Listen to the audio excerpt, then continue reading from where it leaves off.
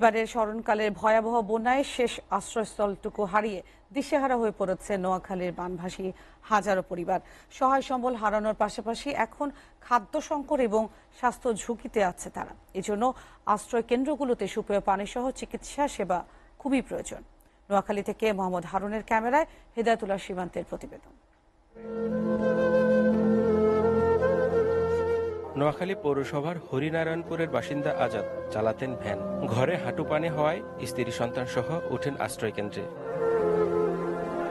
পানি কিছুটা কমায় বাড়িতে এসে দেখেন কিছুই অবশিষ্ট নেই, সবই এলোমেলো, নষ্ট হয়ে গেছে সব। আসার পরে দরিয়া আপনার এখানে পানি হাঁটুর উপরে উঠে গেছে। এখন অনেক কষ্টে আছি, সাহায্য দান কিছু আসে না। এই যে আমার মালামাল সবগুলা সব নষ্ট হয়ে গেছে। এভাবে ডুবে আছে নোয়াখালীর শহর সহ দুর্গম এলাকার বাড়িঘর। বুক পরিমাণ পানি থাকায় বাসিন্দারা আছেন দুর্ভোগে। রেল লাইনের পশ্চিম পাশে পূর্ব পাশে কোনো সহযোগিতা নাই। কোনো বিল্ডিং আছে আমাদের বাড়ির সামনে 4 বিল্ডিং, এই কারণে আমাদেরকে কোনো সহযোগিতা করে না। হানি মাজা হয় আঙ্গু চারিদিকে কি জানি আমরা হানির মধ্যে বাসির একটা লোক আঙ্গ এলাকার কোন লোক আঙ্গরে কোনো ইয়ে দেন। স্থানীয় রাজনৈতিক নেতাদের অভিযোগ, বানের পানি সরাতে বাধা হয়ে দাঁড়িয়েছে নোয়াখালী খালের উপর প্রভাবশালী মহলের বাঁধ নির্মাণ। দুর্নীতির যে মহোৎসব, আপনারা খবর নিয়ে দেখেন, কোনো খাল খনন করা হয়নি, কিন্তু শত শত কোটি টাকা নিয়ে গেছেন এই বিভিন্ন সংস্থা, বিভিন্ন লোকজনে। নোয়াখালীর প্রত্যন্ত এলাকার মানুষের কাছে ত্রাণ পৌঁছাচ্ছে না।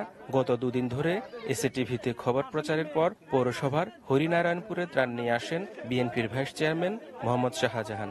আমি আমাদের দলের নেতাকর্মী এবং স্থানীয় লোকজন যারা এই বন্যার্তদের পাশে দাঁড়িয়েছে তাদেরকে ধন্যবাদ জানাই। তারা নিজেদের অর্থায়নে নিজেরা কিন্তু আজকে 10 দিন যাবৎ অনেক আশ্রয়নে কিন্তু খাবার সরবরাহ করে আসছে। আজকেও আমি এখানে আসার আগে একটা আশ্রয়ন কেন্দ্রে আমি খাবার সেখানে দিয়ে আসছি। নোয়াখালীর বানভাসীদের ডায়রিয়া, সর্দি কাশি শুরু হয়, এখন সুপেয় পানি ও স্বাস্থ্যসেবা খুব প্রয়োজন। নোয়াখালী সদর উপজেলার মতো প্রত্যেকটি উপজেলার মানুষ এভাবেই পানিতে ডুবে আছে। তারা জানে না কবে নাগাদ এই পানি থেকে তারা মুক্তি পাবেন। এভাবে প্রত্যেকটি উপজেলার মানুষ পানিবন্দী হয়ে সুপেয় পানি এবং খাবার অভাবে অবর্ণনীয় দুর্ভোগে রয়েছেন। হেদায়েতুল্লাহ সীমান্ত, এসএটিভি, নোয়াখালী।